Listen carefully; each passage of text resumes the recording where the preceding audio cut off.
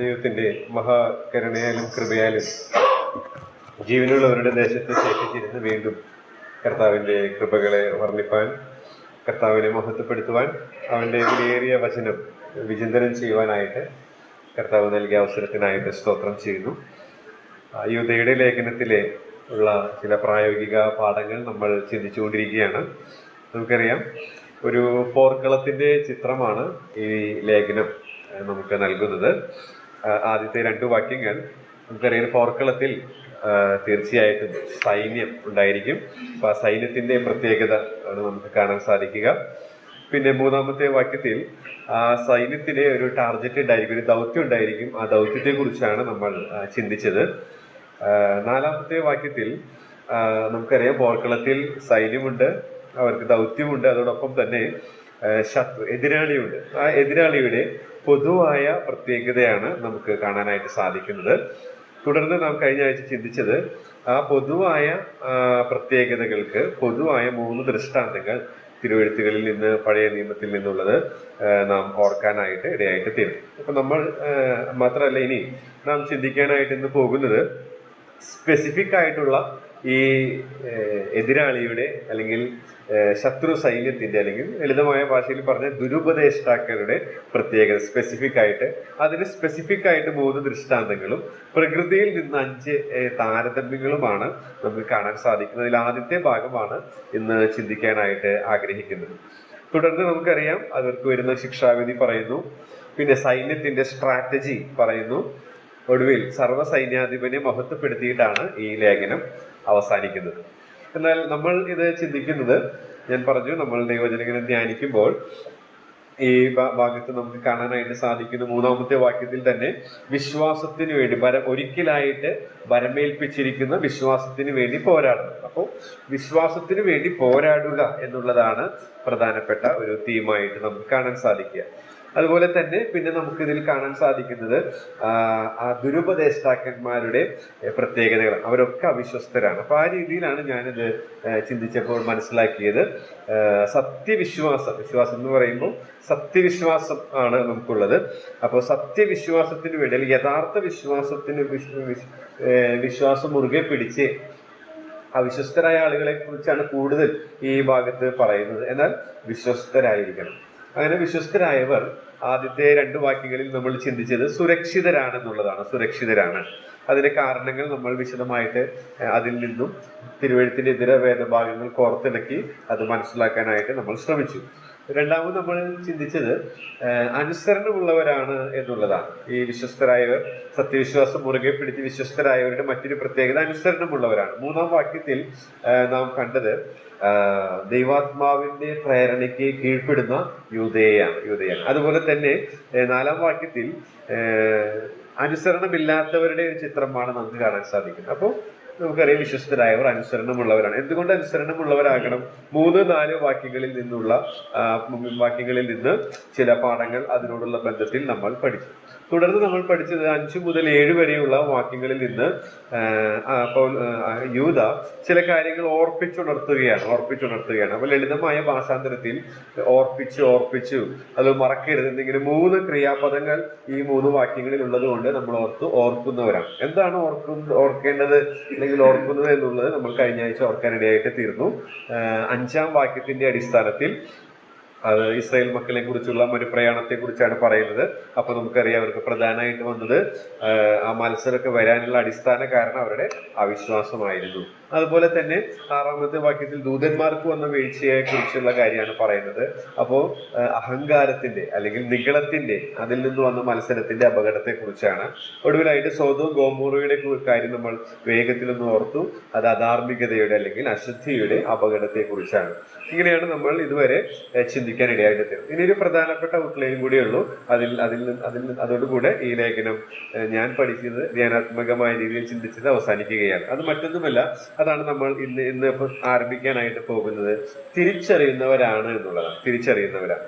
അത് 8 മുതൽ 25 വരെയുള്ള വാക്യങ്ങൾ നാം വായിക്കുമ്പോൾ ഇവിടെ നമ്മൾ നേരത്തെ പറഞ്ഞതുപോലെ സ്പെസിഫിക് ആയിട്ടുള്ള ദുരുപദേഷ്ടാക്കന്മാരുടെ സ്വഭാവ സവിശേഷതകളാണ് നമ്മൾ വായിക്കുന്നത് ആദ്യ ഭാഗങ്ങളിൽ. അപ്പൊ അത് നമ്മൾ തിരിച്ചറിയണം. അതുപോലെ തന്നെ സത്യവിശ്വാസം മുറുകെ പിടിച്ചിരിക്കുന്നവരുടെ ഉത്തരവാദിത്തങ്ങളാണ് തുടർന്ന് നമ്മൾ വായിക്കുന്നത്. അപ്പൊ അത് നമ്മൾ തിരിച്ചറിയണം. തുടർന്ന് ദൈവത്തെ മഹത്വപ്പെടുത്തുകയാണ്. അപ്പൊ ദൈവത്തെ കുറിച്ചിട്ടുള്ള പരിജ്ഞാനം, അത് ആ ദൈവത്തെ കുറിച്ചിട്ടുള്ള ശരിയായ തിരിച്ചറിവ് നമുക്ക് ഉണ്ടാകണം. അപ്പൊ ആ രീതിയിലുള്ള ഒരു 3 ഔട്ട്ലൈനോട് കൂടെ ഈ ലേഖന പഠനം അവസാനിപ്പിക്കാമെന്നാണ് ഞാൻ വിചാരിക്കുന്നത്. അപ്പോൾ ഇന്ന് നമ്മൾ പഠിക്കുന്നത് സത്യവിശ്വാസം മുറുകെ പിടിച്ച് വിശ്വസ്തരായവർ തിരിച്ചറിയുന്നവരാണ് എന്നുള്ളതാണ്. അപ്പൊ അതെങ്ങനെ ഞാൻ മനസ്സിലാക്കി എന്നുള്ളത് പറഞ്ഞു. ദുരുപദേഷ്ടാക്കന്മാരുടെ സ്പെസിഫിക് ആയിട്ടുള്ള, അല്ലെങ്കിൽ യൂത ആ കാലഘട്ടത്തിൽ, യൂതയുടെ കാലഘട്ടത്തിൽ യൂത കണ്ടിട്ടുള്ള ആ കാര്യങ്ങൾ, ആ പ്രത്യേകതകളാണ് ആദ്യ ഭാഗത്ത് നാം വായിക്കുന്നത്. തുടർന്ന് നമുക്കുള്ള, അതായത് അതിവിശുദ്ധ വിശ്വാസം മുറുകെ പിടിച്ച് നാം ചെയ്യേണ്ട ഉത്തരവാദിത്തങ്ങളെ കുറിച്ചാണ് വായിക്കുന്നത്. പിന്നീട് ദൈവത്തെ മഹത്വപ്പെടുത്തുകയാണ്. അപ്പൊ ഈ 3 കൂട്ടങ്ങളും കാര്യങ്ങളാണ് നമുക്ക് കാണാൻ സാധിക്കുന്നത്. അപ്പൊ അതിൽ നിന്ന് തിരിച്ചറിയണം എന്നുള്ള ആശയം എനിക്ക് മനസ്സിലായി. ഇനി എന്താ തിരിച്ചറിയുന്നത്? അപ്പൊ അതിൽ ഒന്നാമത്തെ കാര്യമാണ് ഇന്ന് നമ്മൾ പഠിക്കുന്നത്. അതോടുകൂടെ ഇന്നത്തെ ചിന്ത അവസാനിപ്പിക്കാമെന്നാണ് ഞാൻ വിചാരിക്കുന്നത്. എന്താണ് തിരിച്ചറിയുന്നത്? 8 മുതൽ 16 വരെയുള്ള വാക്യങ്ങൾ നമുക്ക് വായിക്കാം. 8 മുതൽ 16 വരെയുള്ള യൂദയുടെ ലേഖനം 8 മുതൽ 16 വരെയുള്ള വാക്യങ്ങൾ വായിക്കാം. അങ്ങനെ തന്നെ ഇവരും സ്വപ്നാവസ്ഥയിലായ ജഡത്തെ മലിനമാക്കുകയും കർത്തൃത്വത്തെ തുച്ഛീകരിക്കുകയും മഹിമകളെ ദൂഷിക്കുകയും ചെയ്യുന്നു.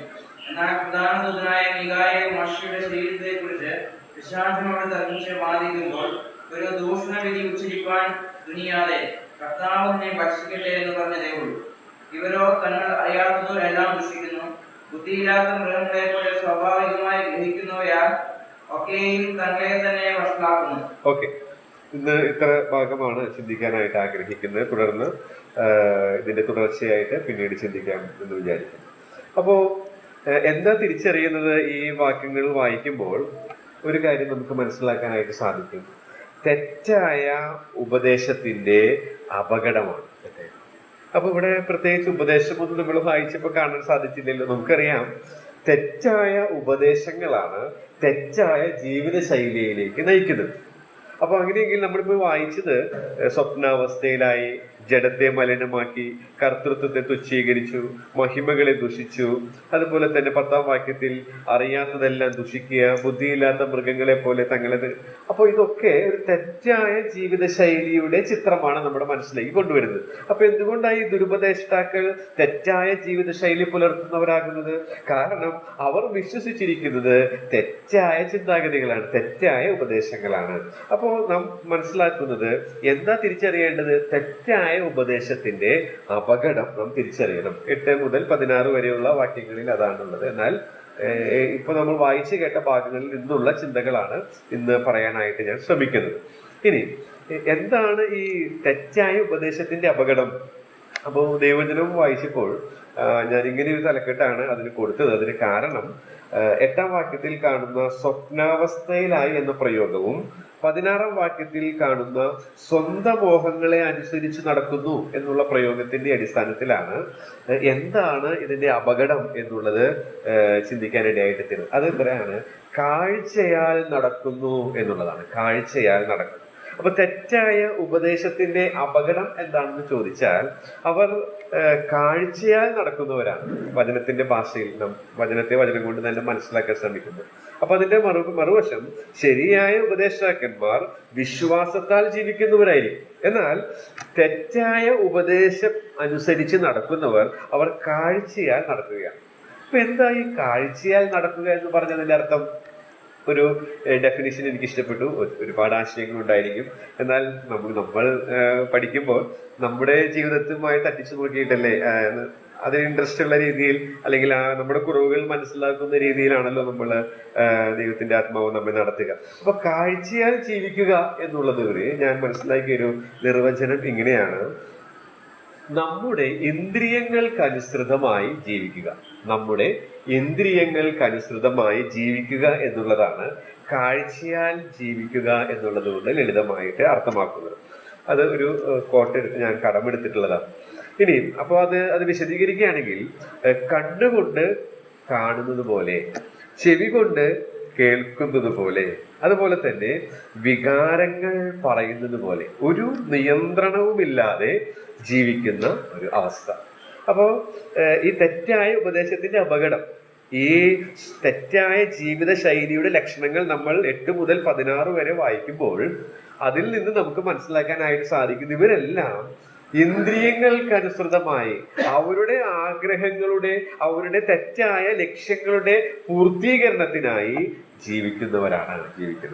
അപ്പൊ ഇതെന്തിനാ ഇങ്ങനെ പറയുന്നത് വെച്ചാല്, നമുക്കറിയാം നമ്മുടെ ആത്മീക വർധനവിനും പ്രബോധനത്തിനും ആശ്വാസത്തിനുമാണ് ദൈവവചന ശുശ്രൂഷ നടക്കേണ്ടത്. അപ്പൊ ദൈവവചനം പഠിക്കുമ്പോഴും അത് തന്നെ നിറവേറണം. അപ്പൊ ഇത് നമ്മുടെ ജീവിതത്തിൽ ആത്മീക വർധനവിനും പ്രബോധനത്തിനുമായിട്ട് ഈ സത്യങ്ങൾ ഉൾക്കൊള്ളുന്നുണ്ട് എന്നുള്ളതാണ്. ഞാൻ ജീവിക്കുന്നത് കാഴ്ചയാലാണെങ്കിൽ, ഞാനൊരു പക്ഷേ ദുരുപദേഷ്ടാക്കളെ കുറിച്ച് ശക്തമായി എതിർക്കുന്നവനാണെങ്കിലും, ഞാൻ അവരിൽ കാണുന്ന ദുസ്വഭാവങ്ങൾ എന്നിലും വിളങ്ങുന്നുണ്ട് എന്നുള്ളത് തിരിച്ചറിഞ്ഞ് ദൈവമേ അതിൽ നിന്ന് എത്രയും വേഗം രക്ഷപ്പെടുവാനായിട്ട് നമുക്ക് ഇടയായിട്ട് തീരേണ്ടത് ആവശ്യമാണ്.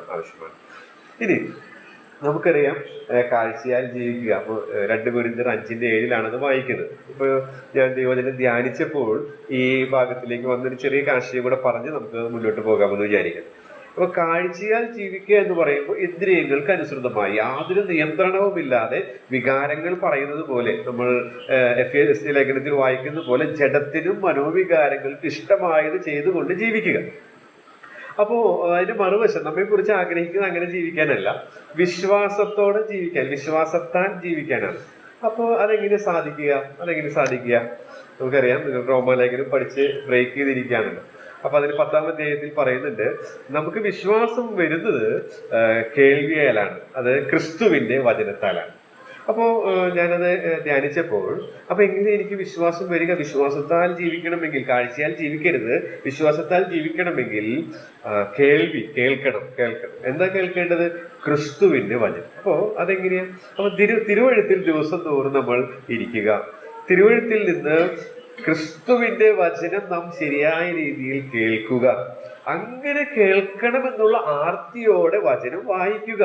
അങ്ങനെ വായിക്കുമ്പോൾ ആ കേൾക്കുന്ന വചനം അനുസരിച്ചിടുന്ന ഒരു മനസ്സുള്ളവരായി നമ്മൾ പാടുന്നത് പോലെ, അങ്ങനെ നമ്മൾ വായിക്കുമ്പോൾ ആ വചനം നമ്മിൽ വിശ്വാസം ഉളവാക്കും.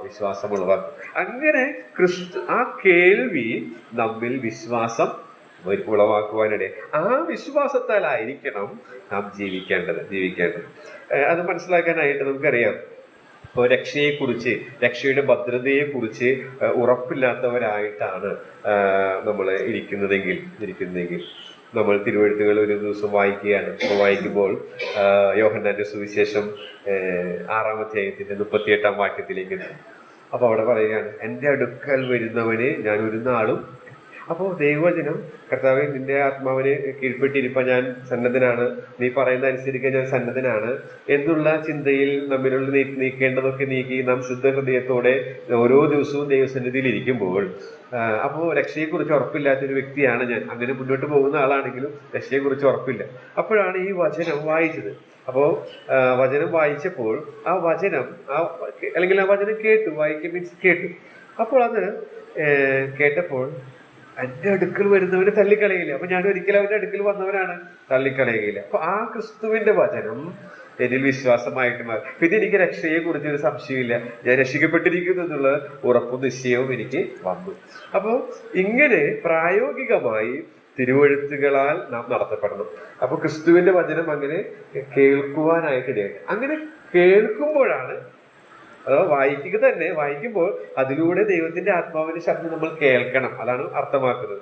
അങ്ങനെ കേൾക്കുമ്പോൾ നമ്മൾക്ക് വിശ്വാസം നമ്മിൽ ഉത്ഭവിക്കാനിടയായിട്ട് തീരും. അല്ലാതെ പൈങ്കിളി കഥകൾ വായിക്കുന്നത് പോലെയോ ഒരു വർഷം കൊണ്ട് ഒരു പ്രാവശ്യം ബൈബിൾ മുഴുവൻ വായിക്കണമെന്നുള്ള ലക്ഷ്യത്തോടു കൂടി, അങ്ങനെ തെറ്റായ ലക്ഷ്യങ്ങളിലൂടെ നമുക്ക് വചനം വായിക്കാനൊക്കെ സാധിക്കും. അല്ലെങ്കിൽ വീട്ടുകാരെ ബോധ്യപ്പെടുത്താനോ അല്ലെങ്കിൽ എന്തെങ്കിലും, അങ്ങനെയല്ല വായിക്കേണ്ടത് എന്നുള്ളത് ഞാൻ ഓർക്കുകയാണ്. ഇതിനോടുള്ള ബന്ധത്തിൽ ഒരു ആശയം കൂടെ എന്റെ മനസ്സിലേക്ക് വന്നത്, അപ്പോസ്തല പ്രവൃത്തി 13:2 പൗലോസിന്റെയും ബർണ്ണബാസും ഇതുപോലെയുള്ളവരായിരുന്നു എന്നുള്ളത് നമുക്ക് കാണാനായിട്ട് സാധിക്കും. അപ്പോസ്തല പ്രവൃത്തി 13:2 നമുക്ക് വായിക്കാം.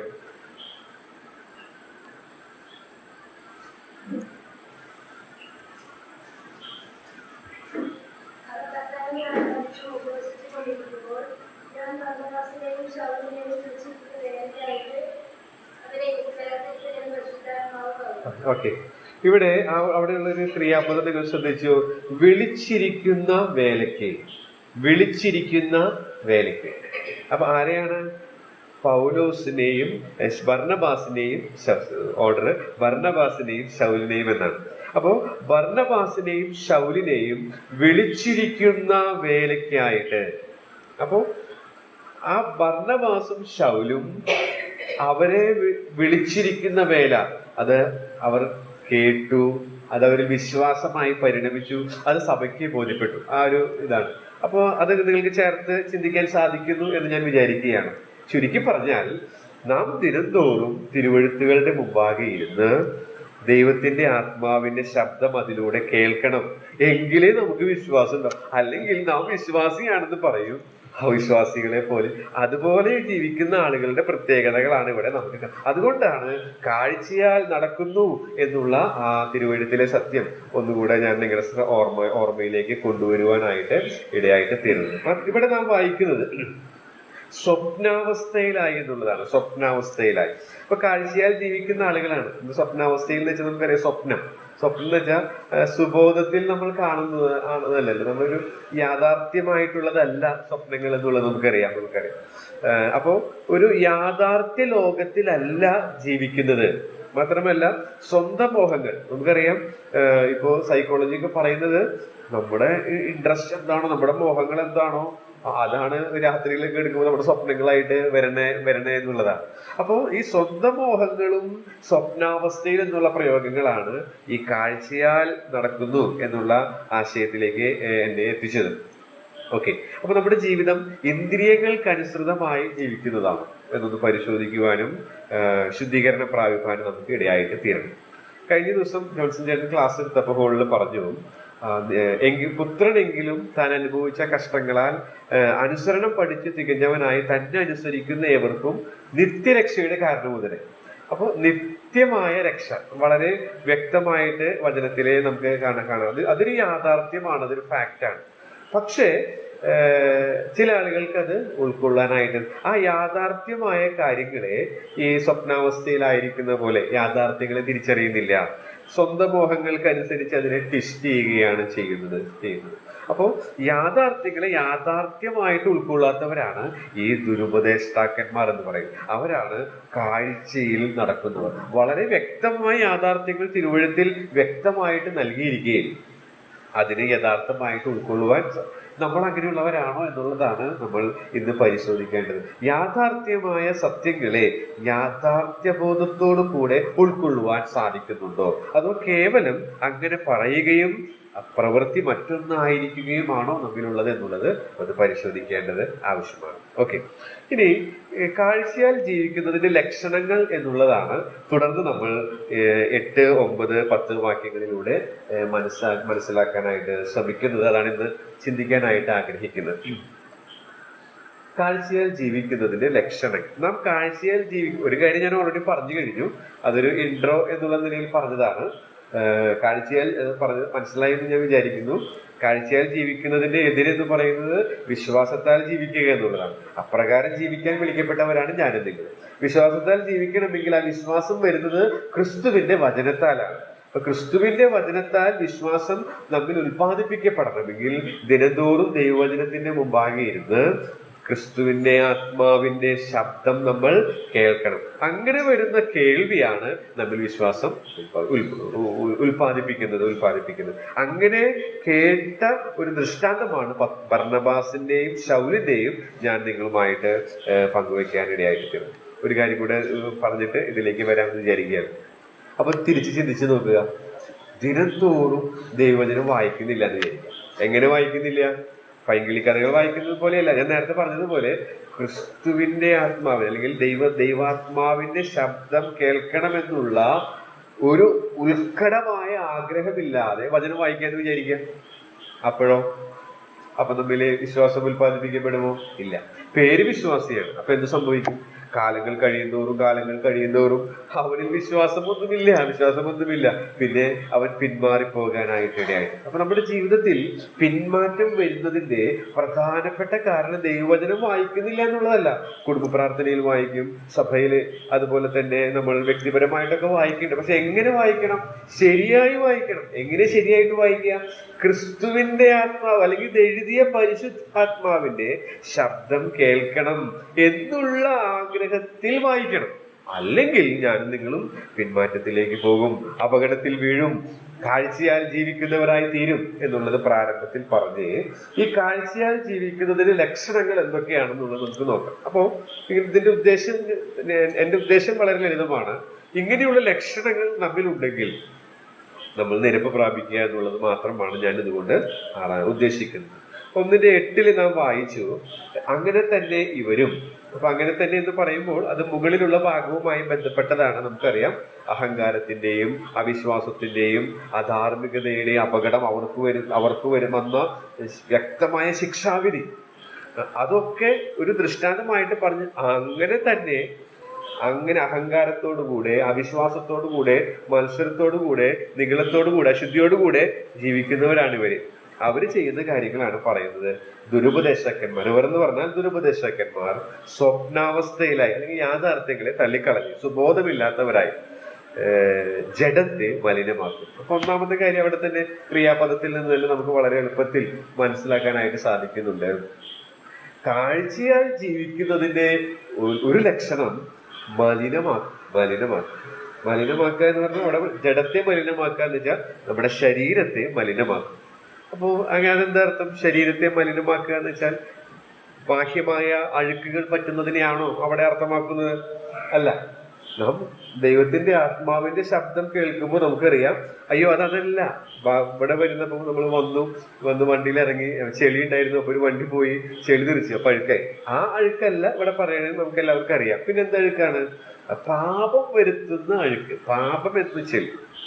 ഒരു എഴുത്തുകാരൻ ഈ പാപത്തെ നിങ്ങൾക്ക് ഏറ്റവും മോശമായ വാക്കിട്ട് വിളിക്കാമോ? അതിട്ട് വിളിക്കാമെങ്കിൽ വളരെ നല്ലതാണ്. എന്നിട്ട് അദ്ദേഹം അതിന് ഉപയോഗിച്ചത് നമ്മുടെ മലത്തോടാണ്. അപ്പൊ പാപത്തെ മലമായി കാണുക എന്നാണ് അദ്ദേഹം പറയുന്നത്. പാപത്തെ നമുക്കറിയാം, നമുക്ക് ഏറ്റവും വെറുപ്പുളവാക്കുന്നതാണ് അതെന്ന് വിചാരിക്കുന്നത്. അതായി കാണുക, അതിട്ട് വിളിക്കും. അപ്പൊ നമുക്കറിയാം, അത് നമ്മുടെ മേത്ത് പറ്റിപ്പിടിച്ചിരിക്കാൻ നമ്മൾ ഇഷ്ടപ്പെടുമോ? അപ്പൊ നമുക്കറിയാം, കൊച്ചുകുട്ടികളൊക്കെ ഉണ്ട് ഞങ്ങൾക്ക്. അപ്പൊ കൊച്ചുകുട്ടികളെ തന്നെ എടുത്തു കഴിഞ്ഞാൽ നമ്മുടെ മേത്ത ഭയങ്കര അസ്വസ്ഥത നമുക്ക്. ഒരിക്കലും നമ്മളത് ഇന്നായി, ഇനി ഞാൻ എന്റെ ജോലി സ്ഥലത്ത് പോയി കഴിയുന്ന വരെ എന്റെ മോന്റെയാണ്, ഞാനത് സൂക്ഷിക്കും എന്ന് നമ്മൾ ചിന്തിച്ചു പോകുമോ? ഒരിക്കലും ഇല്ല. നമുക്ക് ഏറ്റവും അറപ്പുളവാക്കുന്ന കാര്യമാണ് അത്. അപ്പൊ പാപത്തെ ആ രീതിയിൽ നമുക്ക് ഏറ്റവും വെറുക്കുന്നത് എന്താണോ അതിട്ട് വിളിക്കുക, അതേ രീതിയിൽ കണക്കാക്കുക എന്നാണ് ഒരു എഴുത്തുകാരൻ രേഖപ്പെടുത്തിയത് ഞാൻ മനസ്സിലാക്കി കുറച്ച് നാളുകൾക്ക് മുമ്പ്. അപ്പൊ ഇവിടെ മലിനമാക്കുക എന്ന് പറയുമ്പോൾ നമ്മൾ ഏറ്റവും മലിനമായി കാണുന്ന സാധനമായി പാപത്തെ കാണുക, അത് നമ്മിൽ വരുന്നു എന്നുള്ളതാണ്. ഈ ദുരുപദേശകന്മാർ ജഡത്തെ, അവരുടെ ശരീരത്തെ തെറ്റായ മോഹങ്ങളാൽ, യഥാർത്ഥമല്ലാത്ത കാര്യങ്ങളാൽ ചിന്തിച്ച് അവരുടെ ശരീരത്തെ മലിനമാക്കുന്നതാണ്. നമുക്കറിയാം, പാപം നമ്മുടെ ശരീരത്തിന് വളരെയധികം ദോഷങ്ങൾ ചെയ്യുന്നതാണ്. 2007 4-ാം മാസം 1-ാം തീയതി തിരുവട്ടാർ കൃഷ്ണൻകുട്ടി സർ ആദ്യമായിട്ട് ഞങ്ങളുടെ സഭയിൽ അകത്ത് പ്രവേശിച്ച് ഒരു ദൈവവചന ശുശ്രൂഷ ചെയ്തു. സാധാരണയായിട്ട് അദ്ദേഹം വരാറില്ല. പഴയ എൽഡേഴ്സ് ബൈബിൾ പിടിച്ച് വരാത്തത് കൊണ്ട് ആളെ പ്രസംഗിക്കാൻ വിളിക്കാറില്ല എന്നാണ് അത്. പക്ഷെ അവരൊക്കെ കഴിഞ്ഞ് പുതിയ ഒരു നിര വന്നപ്പോൾ അദ്ദേഹത്തിന് ഒരു അവസരം കൊടുത്തു. അപ്പൊ അദ്ദേഹം വന്ന് സാധാരണ പോലെ ബൈബിളൊന്നും ഇല്ലാതെ സഭാഹോളിൽ, ഞാനും ആദ്യമായിട്ടാണ് അങ്ങനെ കേൾക്കുന്നത്. അദ്ദേഹത്തിന്റെ പ്രസംഗ വിഷയമായിരുന്നു ശരീരത്തെ കുറിച്ച്. അത് ഇന്നത്തെ പോലെ ഓർമ്മയുണ്ട്. അദ്ദേഹം പറഞ്ഞ ഉദാഹരണങ്ങളടക്കം ഞാൻ ആദ്യമായിട്ടാണ് അദ്ദേഹത്തിന്റെ ഒരു വിശ്വാസികൾക്ക് വേണ്ടിയുള്ള വചന ശുശ്രൂഷ കേട്ടത്. അതുകൊണ്ടാണ് അത് ഓർമ്മയിൽ നിൽക്കുന്നത്. ഒന്നേ കേട്ടിട്ടുള്ളൂ. പിന്നീട് യൂട്യൂബില് എബ്രായ ലേഖന പഠനത്തിന് കേട്ടിട്ടുണ്ട്. അതല്ലാതെ മറ്റൊന്നും ഞാൻ കേട്ടിട്ടില്ല. പിന്നെ ഒക്കെ സുവിശേഷ പ്രസംഗങ്ങളാണ് കേട്ടിട്ടുള്ളത്. നിങ്ങളെ എങ്ങനെയാണെന്ന് എനിക്ക് അറിഞ്ഞുകൂടാം. അപ്പൊ അദ്ദേഹം 2007 ഞങ്ങളുടെ ചർച്ചിൽ വന്നപ്പോൾ അദ്ദേഹം പറഞ്ഞ കാര്യം ഇതാണ്. അദ്ദേഹത്തിന്റെ പോയിന്റ് ഞാൻ കുറിച്ചിട്ടുള്ളതെന്ന് പറയാം. ദൈവം വസിക്കുന്ന ശരീരമാണ് വിശ്വാസിയുടെ ശരീരം, അതുകൊണ്ട് അത് മലിനമാക്കരുത്. ഈ മലിനമാക്കുക എന്ന് പറഞ്ഞ പെട്ടെന്ന് എന്റെ മനസ്സിലേക്ക് അത് പോയത് കൊണ്ട് ഞാൻ കോട്ട് ചെയ്യാണ്. എടുത്തു വായിക്കുന്നില്ല. നമുക്കറിയാം കൊരിന്ത്യർ ലേഖനത്തെ കോട്ട് ചെയ്തുകൊണ്ടാണ് അദ്ദേഹം പറഞ്ഞത്. 1 കൊരിന്ത്യർ 6:19 തോന്നുന്നു. അതുപോലെ തന്നെ 7:23 കോട്ട് ചെയ്താണ് അദ്ദേഹം ആ പ്രയോഗം നടത്തിയ ആ പാഠം പഠിപ്പിച്ചത്. ദൈവം വസിക്കുന്ന ശരീരമാണ്. വലിയവനായ ദൈവം എന്നിൽ വസിക്കുന്നു. അതുകൊണ്ട് അവൻ അതിപരിശുദ്ധനാകിയാൽ അവൻ നിന്നിൽ വസിക്കുന്നത് കൊണ്ട് നമ്മിൽ വസിക്കും. ഈ ശരീരത്തെ മലിനമാക്കരുത്. രണ്ടാമത് അദ്ദേഹം പറഞ്ഞത് നിന്റെ ശരീരം ക്രിസ്തുവിന്റെ അവയവമാണ്. ക്രിസ്തുവിന്റെ അവയവമാണ്. 1 കൊരിന്ത്യർ 6:15 ഉദ്ധരിച്ചുകൊണ്ടാണ് അദ്ദേഹം പറഞ്ഞത്. അപ്പോ ക്രിസ്തു വസിക്കുന്നു, ക്രിസ്തുവിന്റെ അവയവം. അദ്ദേഹം പറഞ്ഞ കാര്യം കർത്താവിന് ഈ ലോകത്തിൽ നമുക്കറിയാം അവയവങ്ങളാണ് നമ്മളെ പ്രവൃത്തികൾ ചെയ്യാൻ സഹായിക്കുന്നത്. അപ്പോ ക്രിസ്തുവിനെ ഈ ലോകത്തിൽ ചെയ്യാനുള്ളത് ചെയ്യുന്ന അവയവമാണ് നീ. അതുകൊണ്ട് നീ ശരീരത്തെ മലിനമാക്കരുത്. പിന്നെ അദ്ദേഹം പറഞ്ഞത് റോമർ 12:2 നമുക്കറിയാം. നിന്റെ ശരീരം, ഒരു വിശ്വാസിയുടെ ശരീരം യാഗവസ്തുവാണ്, ജീവനുള്ള യാഗമാണ്. അപ്പൊ അതിനെക്കുറിച്ചൊക്കെ ആളുടെ രസകരമായ ഉദാഹരണങ്ങളിലൂടെയാണ് പറഞ്ഞത്. അപ്പൊ ആ യാഗവസ്തുവാണ് നിന്റെ ശരീരം. അപ്പൊ അതുകൊണ്ട് അത് മലിനമായിക്കോട്ടെ. പിന്നെ അദ്ദേഹം പറഞ്ഞ ഉദാഹരണമാണ്, അത് ഇപ്പോഴും ഇങ്ങനെയൊക്കെ എടുക്കുന്നത് മനസ്സിൽ. അത് ഞാൻ നിങ്ങളുമായിട്ടൊന്ന് പങ്കുവെച്ച് അടുത്ത ആശയത്തിലേക്ക് പോകാം. അദ്ദേഹം പറഞ്ഞ ഇങ്ങനെയാണ്. നമുക്കറിയാം കർത്താവ് ദേവാലയത്തിലേക്ക് വന്നപ്പോൾ അവിടെ എന്താ പറയാ, ഈ കച്ചവടക്കാരെ കണ്ടപ്പോൾ ചാട്ട എടുത്തു. അപ്പൊ അദ്ദേഹം പറഞ്ഞ എങ്ങനെയാണ്, ദൈവത്തിന്റെ ആലയമാണ് നിന്റെ ശരീരം. ദൈവത്തിന്റെ ആലയമായ നിന്റെ ശരീരം നീ വാണിഭശാല ആക്കിയാൽ അവന് ചാട്ട എടുക്കേണ്ടി വരും. ഭയങ്കര മെസ്സേജ് ആയിരുന്നു. അപ്പൊ അത് ചെറുപ്രായത്തിൽ തന്നെ കേൾക്കാൻ വലിയ ഭാഗ്യമായി തീർന്നു. ഞാൻ പറഞ്ഞ ആശയം മനസ്സിലായി എന്നറിഞ്ഞുകൂടാ. അദ്ദേഹത്തിന്റെ കോട്ട് ചെയ്താണ്, നിന്റെ ശരീരം ദൈവം വസിക്കുന്ന ആലയമാണ്. ഈ ദൈവം വസിക്കുന്ന ആലയത്തെ നീ വാണിഭശാല ആക്കിയാൽ അവന് ചാട്ട എടുക്കേണ്ടി വരില്ല.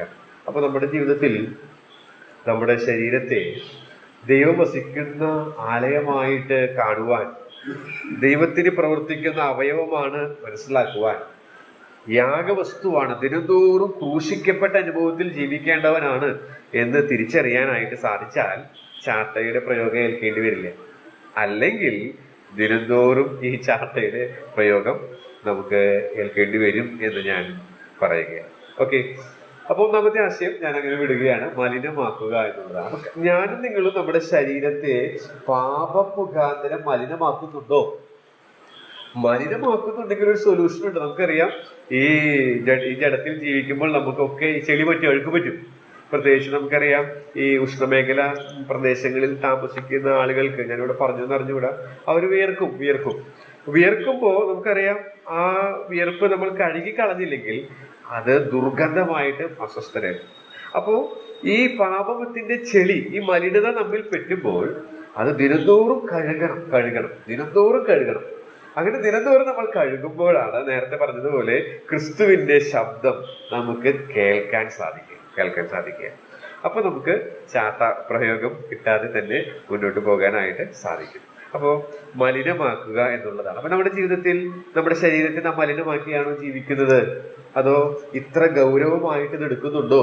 ഞാൻ കൃഷ്ണൻകുട്ടി സോറിന്റെ കോട്ട് പറഞ്ഞേ ഉള്ളൂ, പക്ഷെ അതൊക്കെ ശക്തമായ ശുശ്രൂഷയായിരുന്നു തനിക്ക് ലഭിച്ചത്. പക്ഷെ ആശയങ്ങൾ ശക്തമാണ്. അത് ശരിയായ രീതിയിൽ ഉൾക്കൊണ്ടാൽ തീർച്ചയായിട്ടും നമ്മുടെ ശരീരത്തെ മലിനമാക്കാതെ ജീവിക്കാനായിട്ട് നമുക്ക് ഇടയായിട്ട്. നമുക്കറിയാം പാപം താൽക്കാലിക പ്രയോജനമൊക്കെ തരുന്നുണ്ട്, പക്ഷെ അത് കഴിഞ്ഞു വരുന്നതാ. കഴിഞ്ഞ ദിവസം ബ്യൂലയുമായിട്ട് സംസാരിച്ചപ്പോൾ ഈ പാപത്തിന്റെ പരിണിത ഫലങ്ങൾ 10ാം ക്ലാസ്സിൽ SSL ക്യാമ്പിൽ പോയപ്പോൾ ജോൺ കുര്യൻ കേട്ടത് ഞാൻ ഒന്ന് ഷെയർ ചെയ്തു. അപ്പൊ അദ്ദേഹം പറഞ്ഞ 3 കാര്യങ്ങൾ ഇപ്പോഴും മനസ്സിലുണ്ട്. 15ാമത്തെ വയസ്സിൽ കേട്ടതാണ്. അതായത് ഗലാത്യ ലേഖനത്തിൽ നാം വായിക്കുന്നത് വിതയ്ക്കുന്നത് തന്നെ കൊയ്യും. ചെറിയ കാര്യങ്ങൾ ഇങ്ങനെ സംസാരിച്ചുകൊണ്ടിരുന്നപ്പോൾ ഇങ്ങനെ പറഞ്ഞതാണ്, വിതയ്ക്കുന്നത് തന്നെ കൊയ്യും. അപ്പോ പറഞ്ഞത് ഇതാണ്, ദാവീദിന്റെ പരാജയത്തോടുള്ള ബന്ധത്തിലാണ് അദ്ദേഹം ഗലാത്യ ലേഖനത്തിൽ ഈ ആശയം ചേർത്ത് പറയാനിടയായിട്ടിരുന്നത്. അദ്ദേഹം പറഞ്ഞ എങ്ങനെയാണ്, വിതയ്ക്കുന്നത് തന്നെ കൊയ്യും. അപ്പോ നമ്മളിപ്പോ ഒരു മാവ് നട്ടാല് അത് മാങ്ങ തരും നമുക്ക്. വിതയ്ക്കുന്നതിനേക്കാൾ കൂടുതൽ കൊയ്യും. നമുക്കറിയാം ഒരു മാവ് നമ്മൾ നട്ടു കഴിഞ്ഞാൽ ഒരു മാങ്ങയില്ലെന്നല്ല, അത് കൂടുതൽ തരും. പിന്നെ പറഞ്ഞത് ഉടനെ കൊയ്യില്ല, ഉടനെ തരില്ല, വിതയ്ക്കുന്നത് ഉടനെ കൊയ്യില്ല, സമയമെടുക്കും. പാപവും അങ്ങനെ തന്നെയാണ്. പാപവും പരിണിത ഫലം എന്നാണ് ഹെഡിങ്. അപ്പോ ആ സമയത്ത് ഇങ്ങനെ എന്താ പറയാ, അച്ചിലായിട്ട് ഇങ്ങനെ പക്ക സമയമായതുകൊണ്ട് ഞാൻ രക്ഷപ്പെട്ടു. അപ്പൊ പറഞ്ഞു വന്ന ഇതാണ്, ഈ പാപം എന്ന് പറയുന്ന താൽക്കാലിക സുഖമൊക്കെ തരും. പക്ഷെ വിതയ്ക്കുന്നത് തന്നെ നമ്മൾ കൊയ്യും. നമ്മളിപ്പോൾ ഒരു തിന്മയാണ് അല്ലെങ്കിൽ പാപപ്രകൃതി ഇങ്ങനെ തകൃതിയായിട്ട് വിതച്ചുകൊണ്ടിരുന്ന ഉറപ്പായിട്ട് അത് കൊയ്യും. പ്രകൃതി പഠിപ്പിക്കുന്ന ഒരു പ്രമാണമാണത്. അത് ദൈവവചനം നമ്മൾ വളരെ വ്യക്തമായിട്ട് പറയുന്നു. മാത്രമല്ല, നമ്മൾ ചെറുതാണ് വിതയ്ക്കുന്നതെങ്കിൽ വിതച്ചതിനേക്കാൾ കൂടുതൽ കൊയ്യും. അപ്പൊ അതുകൊണ്ട് ഞാൻ എന്റെ ഉദ്ദേശം ഇത്രയേ ഉള്ളൂ, പാപത്തെ ഗൗരവമായി കാണും. ഞാൻ ഈ കാഴ്ചയാൽ ജീവിക്കുക എന്നുള്ളതിന് മുൻപ് തലക്കെട്ട് കൊടുത്തത് ഈ ഭാഗമൊക്കെ വായിച്ചപ്പോൾ ഈ അശുദ്ധിയെ കുറിച്ചും പാപത്തെ കുറിച്ചും കണ്ടപ്പോൾ പാപം ഗൗരവമായിട്ട് എടുക്കുക എന്നുള്ളതായിരുന്നു. പക്ഷെ ഞാൻ പിന്നീടാണ് ഈ ആശയത്തിലേക്ക് വന്നത്. അപ്പോൾ പാപത്തെ ഗൗരവമായിട്ട് നമ്മൾ എടുക്കുക എന്നുള്ളതാണ് ഇവിടെ മനസ്സിലാക്കാനായിട്ട് സാധിക്കുന്ന ഒരു കാര്യം. ഇനി ഒരു എഴുത്തുകാരൻ ഇതിനെ കുറിച്ച് പറഞ്ഞിരിക്കുന്നത്, പാപം തന്റെ ശരിയായ മുഖം ഒരിക്കലും കാണിക്കില്ല.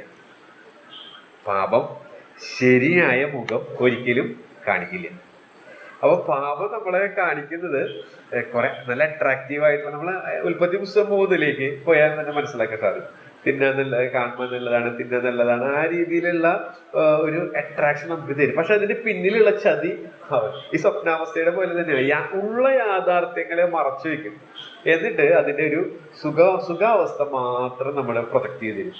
നമ്മള് മീൻ ഇരയിൽ കൊത്തി കുടുങ്ങുന്നത് പോലെ കുടുങ്ങും എന്നുള്ളതാണ്. അപ്പൊ ഒരിക്കലും പാപം തന്റെ ശരിയായ മുഖം ഒരിക്കലും കാണിക്കുകയില്ല. അത് നമ്മൾ തിരിച്ചറിഞ്ഞ് ആ പിശാചിന്റെ തന്ത്രത്തെ അതിജീവിക്കാനായിട്ട് ഒരു തീരുമാനം, എന്റെ ശരീരത്തെ പാപത്താൽ ഞാൻ മലിനമാക്കുകയില്ല. അഥവാ മലിനമായാൽ എത്രയും വേഗത്തിൽ ഞാൻ അതിനെ കഴുകും. കൃഷ്ണമേഖലയിൽ ജീവിക്കുന്ന ആളുകൾ ദുർഗന്ധം വഹിച്ച് പോകാതിരിക്കാൻ ദിനംതോറും കുളിക്കുന്നത് പോലെ, നമ്മളും ദിനംതോറും കുളിക്കുന്നത് പോലെ ഞാൻ എന്റെ മേൽ വരുന്ന അഴുക്ക് പറ്റാതെ ഞാൻ സൂക്ഷിക്കും. ദൈവത്തിന്റെ വലിയ കൃപയാൽ ദൈവം തന്നെ അതിനെ സഹായിക്കും. പക്ഷേ അഥവാ വന്നുപോയാൽ അത് ഏറ്റുപറഞ്ഞ് ഉപേക്ഷിച്ച് നിരപ്പ് പ്രാപിച്ച് എത്രയും പെട്ടെന്ന് തന്നെ കഴുകി ശുദ്ധ മനസാക്ഷി സൂക്ഷിച്ച് ജീവിക്കാനായിട്ട് ഞാൻ ശ്രമിക്കും. ആ ഒരു ശീലം നമുക്കുണ്ടാകേണ്ടത് വളരെയധികം ആവശ്യമാണ്. അപ്പൊ കാഴ്ചയാൽ ജീവിക്കുന്നതിന്റെ ലക്ഷണം അവർ ശരീരത്തെ മലിനമാക്കും. രണ്ടാമത്തെ കാര്യം അവിടെ പറയുന്നത് തുച്ഛീകരിക്കുക എന്നുള്ളൊരു പ്രയോഗമാണ്. തുച്ഛീകരിക്കുക, വില കുറച്ച് കാണുക, അധികാരത്തെ തള്ളിപ്പറയുക എന്നുള്ളതാണ് അതിന്റെ അർത്ഥം. വില കുറച്ച് കാണുക, അധികാരത്തെ തള്ളിപ്പറയുക. അപ്പൊ നമുക്കറിയാം, തിരുവഴുത്തിൽ നാം വായിക്കുന്നുണ്ട്, എല്ലാ അധികാരം ദൈവമാണ് പരമാധികാരി. എല്ലാ അധികാരവും അവനിൽ നിന്ന് വരുന്നതാണ്. അവന്റെ ആ സിസ്റ്റം അതിങ്ങനെ ഡെലിഗേറ്റ് ചെയ്ത് കൊടുത്തിരിക്കുകയാണ്. അധികാരം അത് വിഭജിച്ച് കർത്താവ് കൈമാറ്റം ചെയ്ത് നടപ്പിലാക്കാൻ ചിലരെ നിയമിച്ചിരിക്കുകയാണ്. സഭാ ജീവിതത്തിലും കുടുംബ ജീവിതത്തിലും അതുപോലെ തന്നെ ലോകത്തിലും ഗവൺമെന്റ് അതൊക്കെ അതിന്റെ ഭാഗമായിട്ടാണെന്നുള്ളത് റോമാലേഖനം നമ്മെ പഠിപ്പിക്കുന്നുണ്ട്. അപ്പൊ എല്ലാ അധികാരങ്ങളും ദൈവത്തിൽ നിന്ന് വരുന്നതാണ്. ദൈവം അത് കൈമാറ്റം ചെയ്ത് നടപ്പിലാക്കുന്നു. അതിനായിട്ട് ചിലരെ നിയമിക്കുന്നു. പക്ഷേ ഈ ദുരുപദേഷ്ടാക്കന്മാർ അതിനൊക്കെ തള്ളിക്കളയും. എല്ലാ അധികാരങ്ങളെയും തള്ളിക്കളയുക. അപ്പൊ ഇത് നമ്മിലുണ്ടോ? തള്ളിക്കളയുന്നത് എന്തിനാ? അവരുടെ സ്വന്തം ഇഷ്ടത്തിന് വേണ്ടി ചെയ്യാനാണ്. തള്ളിക്കളഞ്ഞില്ലെങ്കിൽ ആ അധികാരത്തിന്റെ ഇഷ്ടത്തിന് കീഴ്പ്പെട്ട് ജീവിക്കണം. അതിന് മനസ്സില്ല. അപ്പൊ അതുകൊണ്ട് അവരെല്ലാം തള്ളിപ്പറയാനായിട്ട് ഇടയായിട്ട് നമ്മളവിടെ വായിക്കുന്നത് എങ്ങനെയാണ്? ജഡത്തെ മലിനമാക്കുകയും കർത്തൃത്വത്തെ തുച്ഛീകരിക്കുക എന്ന് വെച്ചാല് അധികാരത്തെ തള്ളിപ്പറയാൻ. അപ്പൊ നമ്മിൽ അങ്ങനെയുണ്ടോ? ഉദാഹരണം, നമ്മള് ഇപ്പൊ കുടുംബത്തിലായിരിക്കും, കുടുംബനാഥൻ. അപ്പൊ കുടുംബനാഥന്റെ അധികാരം ദൈവം കൊടുത്തതാണ്. അതിനെ നാം അവഗണിക്കുമ്പോൾ തള്ളിക്കളയാണ്. സഭയിൽ നമുക്കറിയാം, സഭാ നേതൃത്വം ദൈവം കൊടുത്ത അധികാരമാണ്. സഭാ നേതൃത്വത്തെ നമ്മൾ തള്ളിക്കളയുമ്പോൾ ദൈവത്തിന്റെ അധികാരത്തെ നമ്മൾ തള്ളിക്കളയുകയാണ്. ഇങ്ങനെ അതിന്റെ ഗൗരവം മനസ്സിലാക്കാനായിട്ട് നമുക്ക് സാധിക്കുന്നുണ്ടോ? അതുപോലെ തന്നെ ജോലി സ്ഥലത്തായാലും നമ്മുടെ സൊസൈറ്റിയിലായാലും എല്ലാം ദൈവം വെച്ചിരിക്കുന്ന, ദൈവത്താൽ അല്ലാതെ ഒരു അധികാരവും ഇല്ലെന്ന് നാം വ്യക്തമായ വചനത്തിൽ വായിക്കും. അപ്പൊ ദൈവം വെച്ചിരിക്കുന്ന അധികാരത്തിന് കീഴ്പ്പെടാതെ ഇരിക്കുമ്പോൾ, അതിനെ തള്ളിക്കളയുമ്പോൾ തീർച്ചയായിട്ടും അപ്പൊ നമ്മുടെ സ്വന്തം ഇഷ്ടത്തിനുള്ള പ്രവണതയാണ് അവിടെ വരുന്നത്. അപ്പൊ അത് അപകടകരമായിട്ടുള്ള ഒരു കാര്യമാണ്. ഇനി അടുത്തൊരു കാര്യം, ഞാൻ കൂടുതൽ വിശദീകരിക്കുന്നില്ല, എല്ലാം സമാനമായിട്ടുള്ള ഈ പാപം എന്നുള്ള ഒറ്റ ലിസ്റ്റിൽ നമുക്ക് ഉൾപ്പെടുത്താവുന്നതാണ്. ഞാൻ മൂന്നാമത്തെ കാര്യം എന്ന് പറയുന്നത്, അവിടെ നാം വായിക്കുന്നത് ദുഷിക്കുക എന്നുള്ളതാണ്. ദുഷിക്കുക, മഹിമകളെ ദുഷിക്കുക എന്നുള്ളതാണ്. മഹിമകളിൽ അപ്പൊ ദൈവമഹത്വത്തിനായി വെച്ചിരിക്കുന്ന എല്ലാറ്റിനെയും ക്രമീകരണങ്ങളെ ദുഷിക്കുക, അതാണ് ലളിതമായിട്ടുള്ള അതിന്റെ അർത്ഥം. മഹിമകളെ ദുഷിക്കുക എന്ന് പറയുമ്പോൾ ചിലരത് ദൂതന്മാരെ ദുഷിക്കുക എന്ന് പറയുന്നത്, പക്ഷെ കുറച്ചുകൂടി എനിക്ക് സ്വീകാര്യമായി തോന്നിയത്, ഞാൻ വിശ്വസിക്കുന്നത് തന്നെ, ദൈവമഹത്വത്തിനായി വെച്ചിരിക്കുന്ന എല്ലാ ക്രമീകരണങ്ങളെയും എല്ലാറ്റിനെയും ദുഷിക്കുക എന്നുള്ളതാണ്. അപ്പോ ഇങ്ങനെയുള്ള ഒരു പ്രവണത നമുക്കുണ്ടോ? ദൈവത്തിന്റെ മഹത്വത്തിനായിട്ട് വെച്ചിരിക്കുന്ന എല്ലാ കാര്യങ്ങളെയും, അത് നേരത്തെ പറഞ്ഞതിനോട് സമാനമാണ്. സഭയില് നമ്മളാക്കിയിരിക്കുന്നു, കുടുംബത്തിൽ നമ്മെ ആക്കിയിരിക്കുന്നു. അപ്പൊ ദൈവം വെച്ച ക്രമീകരണങ്ങൾ അത് പ്രകാരം പോകുമ്പോഴേ ദൈവനാമം മഹത്വപ്പെടുള്ളൂ. അപ്പൊ നമ്മുടെ ജീവിതത്തിൽ അങ്ങനെ സംഭവിക്കുന്നില്ലെങ്കിൽ ദൈവനാമം മഹത്വപ്പെടില്ല. അപ്പോൾ നാം ദുഷിക്കുകയാണ് എന്നുള്ളത്, ദൈവമഹത്വത്തിനായിട്ട് വെച്ചിരിക്കുന്ന എല്ലാ ക്രമീകരണങ്ങളൊക്കെ നമ്മൾ ദുഷിക്കുന്നതിന് തുല്യമാണ്.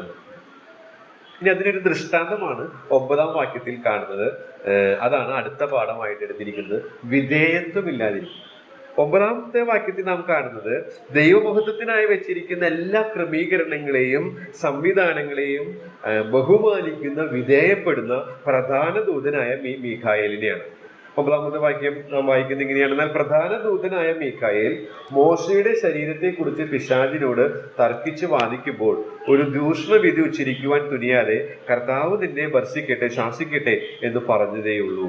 ഇത് എവിടെയാണ് എന്നുള്ളത് നമുക്ക് കാണാനായിട്ട് സാധിക്കുന്നില്ല. അപ്പോക്രിഫ ഗ്രന്ഥങ്ങളിൽ ഉണ്ടാകുമെന്ന് വിചാരിക്കുന്നു.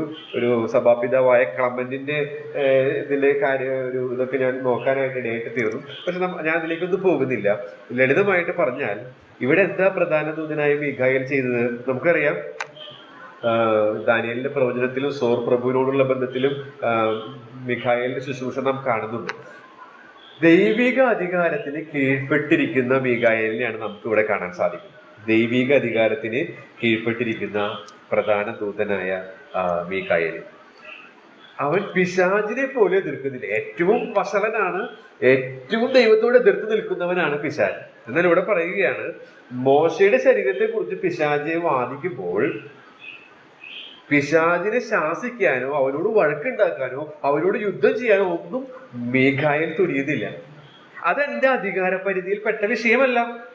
എന്റെ അധികാര പരിധിയിൽ പെടാത്ത ഒരു വിഷയത്തിൽ ഞാൻ ഏർപ്പെടുകയില്ല. എത്ര ഉന്നതമായ സ്റ്റാൻഡേർഡാണ് നമുക്ക് അവൻ കാണാൻ സാധിക്കും. എന്നാൽ ദുരുപദേശക്കന്മാരിൽ അത് കാണുന്നില്ല. അതുകൊണ്ടാണ് ഈ വിധേയത്വം ഇല്ലാതിരിക്കുക എന്നുള്ളത് പറഞ്ഞത്. എന്നാൽ വിധേയത്വമുള്ള മീഖായേലിനെ നമുക്ക് കാണുന്നു. എന്റെ അധികാര പരിധിയിൽ പെടാത്ത ഒരു കാര്യത്തിന് ഞാൻ ഇടപെടുകയില്ല. പിശാച് മോശയുടെ ശരീരത്തെ കുറിച്ച് തർക്കിക്കുകയും വാദിക്കുകയൊക്കെ ചെയ്യുമ്പോൾ അത് എന്റെ ഇതിൽപ്പെട്ടതല്ല, അതിന് ഞാൻ ഇടപെടേണ്ട കാര്യമില്ല. ഈ തത്വം നമ്മെ പല അപകടങ്ങളിൽ നിന്നും രക്ഷിക്കും എന്നുള്ളതിന് യാതൊരു സംശയവുമില്ല. അപ്പോൾ ദൂതന്മാർ പോലും ദൈവത്തിന്റെ അധികാരത്തെ ബഹുമാനിക്കുകയും അതിന് കീഴ്പ്പെടുകയും ചെയ്യുമ്പോൾ ബലഹീനരായ, നമ്മൾ വായിച്ചു, നമ്മൾ പാടി, പുല്ലിന് തുല്യമീ ജീവിതം വയലിൽ, അത്രയും ബലഹീനരായ നാം മനുഷ്യർ ദൈവത്തിന്റെ അധികാരത്തിന് കീഴ്പ്പെടാതിരിക്കുന്നത് എത്രയോ മോശത്തരവും അപകടകരവും സങ്കടകരവുമാണ് എന്നുള്ളത് നമുക്കറിയാം. നാം ചെയ്യുന്ന എല്ലാ പാപവും, വിധേയത്വമില്ലാതിരിക്കുന്നതും ദുഷിക്കുന്നതും അധികാരത്തെ തള്ളിക്കളയുന്നതും നമ്മെ തന്നെ മലിനമാക്കുന്നതൊക്കെ ദൈവത്തിനെതിരാണ്. അത് മുടിയൻ പുത്രനെ നമ്മൾ വിളിക്കുന്ന ആ ഇളയ മകൻ, ആ സ്നേഹനിധിയായ പിതാവിന്റെ ഇളയ മകൻ മടങ്ങി വരുമ്പോൾ പറയുന്നുണ്ട്, അപ്പാ ഞാൻ നിന്നോടും സ്വർഗത്തോടും നിന്നോടും ആകും. അപ്പൊ നമ്മൾ ചെയ്യുന്ന എല്ലാ തെറ്റുകളും, എല്ലാ വിധേയത്വമില്ലാതിരിക്കുന്നതും ദുഷിക്കുന്നതും തുച്ഛീകരിക്കുന്നതും മലിനമാക്കുന്നതും എല്ലാം ദൈവത്തിനെതിരായിട്ടുള്ളതാണ് എന്നുള്ളത് നമുക്കറിയാം. ഇപ്പൊ ഒരു എന്താ പറയാ, സഭയിൽ ഭയങ്കര പ്രശ്നങ്ങളും കലാപങ്ങളൊക്കെ ഉണ്ടാവാണ്. എന്താ അതിന്റെ കാരണം? നമുക്കറിയാം, ആ അധികാരത്തിന് വിധേയപ്പെടാനായിട്ട് നമുക്ക് സാധിക്കുന്നില്ല. അപ്പോൾ എന്ത് സംഭവിക്കുന്നു?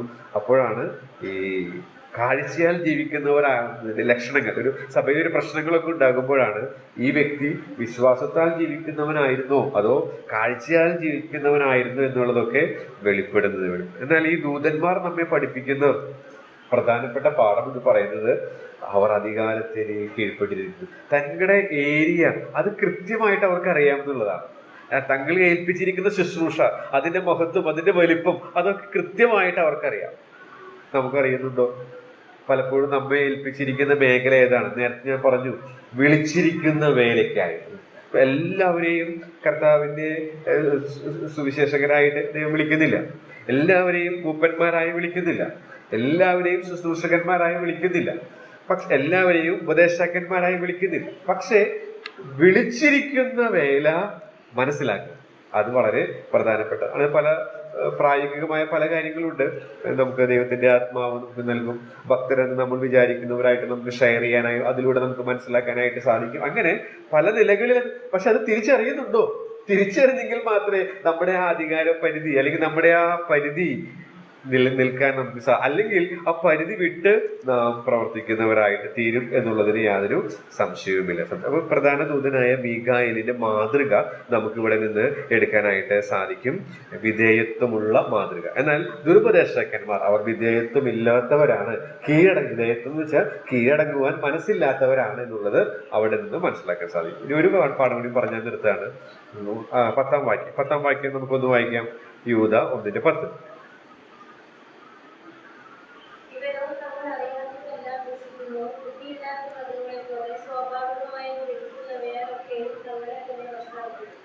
തങ്ങളെ തന്നെ വഷളാക്കുന്നു. അപ്പൊ വഷളാക്കുക.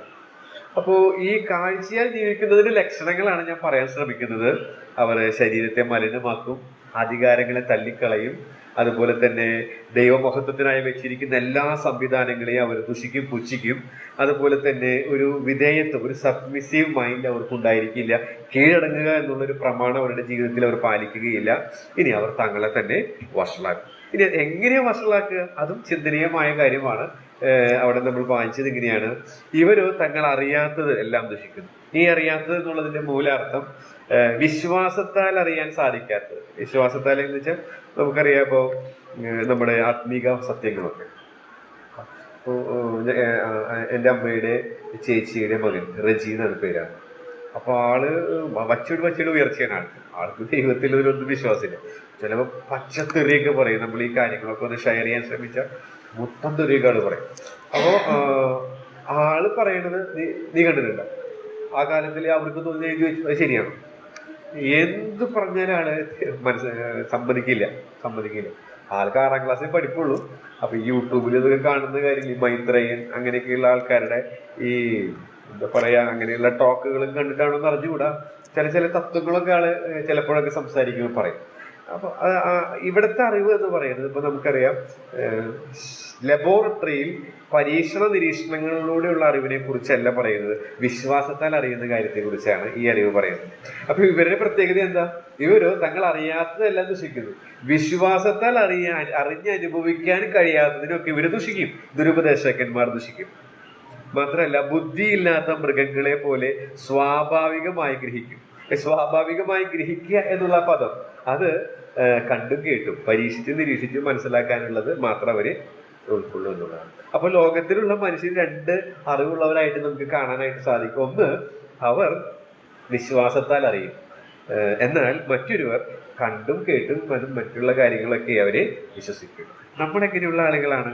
ഈ ദുരുപദേഷ്ടക്കന്മാരുടെ പ്രത്യേകത, ഇവർ മൃഗങ്ങളെ പോലെ എന്ന് പറയാൻ നമുക്കറിയാം, അവർക്ക് അവരുടെ ഭക്ഷണ സാധനങ്ങൾ മാത്രമേ ശരിക്ക് തിരിച്ചറിയുള്ളൂ. അല്ലാതെ അവർ ഓരോ വർഷം ഒരു അറിവ് വർദ്ധിക്കണം, ദിവസവും അറിവ് വർദ്ധിക്കണം എന്ന് വിചാരിച്ച് വർത്തമാന പത്രം വായിക്കുകയോ അല്ലെങ്കിൽ ന്യൂസ് കാണുകയോ ഒന്നും ചെയ്യുന്നില്ല. അവർക്ക് ആകെ കൂടി അവരുടേതായ സ്വാഭാവികമായിട്ടുള്ള ഇൻസ്റ്റിങ്ക്റ്റിനനുസരിച്ച് അവര് ജീവിക്കുന്നവരാണ് ഈ മൃഗങ്ങൾ. നമ്മൾ അങ്ങനെയാണോ? അതോ വിശ്വാസത്താൽ അറിയുന്നവരാണോ? നേരത്തെ ഞാൻ പറഞ്ഞതുപോലെ വിശ്വാസത്താൽ അറിയുക. തുടക്കത്തിൽ ഞാൻ പറഞ്ഞല്ലോ, ക്രിസ്തുവിന്റെ വചനത്താൽ കേൾവി, അങ്ങനെ വരുന്ന വിശ്വാസത്താൽ അറിയുന്നവരാണോ? അതോ ഈ കാഴ്ചയാൽ നമ്മൾ ജീവിക്കുന്നത്? മൃഗങ്ങൾക്ക് തുല്യരാണോ നമ്മുടെ ജീവിതം? അങ്ങനെയെങ്കിൽ പറയുകയാണ്, നമ്മളെ തന്നെ നമ്മൾ വഷളാക്കുകയാണ്. അപ്പൊ നമ്മൾ വഷളത്വത്തിൽ ജീവിക്കുന്നവരാണോ എന്നതിന്റെ തെളിവെന്താ? വിശ്വാസത്താൽ ജീവിക്കുന്നില്ല. അറിവ് ഗ്രഹിക്കുക എന്ന് വെച്ചാൽ കണ്ടും കേട്ടും മൃഗങ്ങളെ പോലെയുള്ള ജീവിതമാണ്, അറിവാണ് നമുക്കുള്ളതെങ്കിൽ നാം നമ്മളെ തന്നെ വഷളാക്കുന്നവരാണ്. അതേ സമയത്ത് നാം വിശ്വാസത്താൽ അറിയുന്നവരാണെങ്കിൽ തീർച്ചയായിട്ടും നാം വിശ്വാസത്താൽ നടക്കുന്നവരാണ്, കാഴ്ചയാൽ നടക്കുന്നവരല്ല. അപ്പൊ ഇന്നത്തെ കാര്യം ഇത്രയും പറഞ്ഞ് ഞാൻ നിർത്താനായിട്ട് ആഗ്രഹിക്കുകയാണ്. ഞാൻ പറയാൻ ശ്രമിച്ചത് ഞാൻ പലതവണ ആവർത്തിച്ച് പറഞ്ഞു. ഞാനിങ്ങനെ ഓർപ്പിക്കുന്നതിന്റെ കാരണം എന്ന് പറയുന്നത്, ഒന്ന്, പിശാച് തന്റെ ശുശ്രൂഷയിൽ വിശ്വസ്തനാണ്.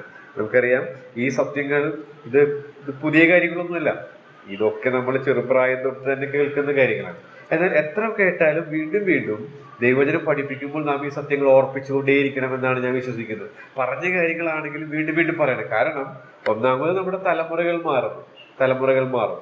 രണ്ടാമത് പിശാച് നമ്മൾ വിതച്ച വിത്തെടുത്ത് കളയും. മൂന്നാമത് ഒരുപക്ഷെ നമ്മൾ പറയുമ്പോൾ തന്നെ ഇപ്പൊ നമ്മൾ അവതരണ ശൈലിയിൽ ഇതിലൊക്കെ പ്രത്യേകത കൊണ്ട് നമുക്ക് ശരീരത്തിന്റെ ബലഹീനതയൊക്കെ നിമിത്തം ആലസ്യങ്ങളും ഇതൊക്കെ വരാം. അപ്പോൾ ചിലപ്പോൾ ഈ പ്രധാനപ്പെട്ട കാര്യം പറയുന്ന സമയത്ത് ശ്രദ്ധിച്ചിട്ടുണ്ടാവില്ല. അപ്പൊ പിന്നീട് ഒരിക്കൽ കേൾക്കുമ്പോഴാണ് അതൊരു പുതുമയായിട്ട് അവർക്ക് തോന്നുന്നത്. അപ്പോൾ തീർച്ചയായിട്ടും ഇങ്ങനെയുള്ള കാര്യങ്ങളൊക്കെ നിങ്ങൾക്ക് അറിവുള്ള കാര്യങ്ങളാണെങ്കിലും ഈ വേദഭാഗം ധ്യാനിച്ചപ്പോൾ ലഭിച്ച കാര്യങ്ങൾ ഒന്ന് ചിട്ടയായിട്ട് നിങ്ങളോട് പറഞ്ഞു എന്ന് മാത്രമേ ഉള്ളൂ. ഞാൻ ഫോക്കസ് ചെയ്യാൻ ഉദ്ദേശിച്ചത് തെറ്റായ ഉപദേശത്തിന്റെ അപകടം നമ്മൾ തിരിച്ചറിയണം.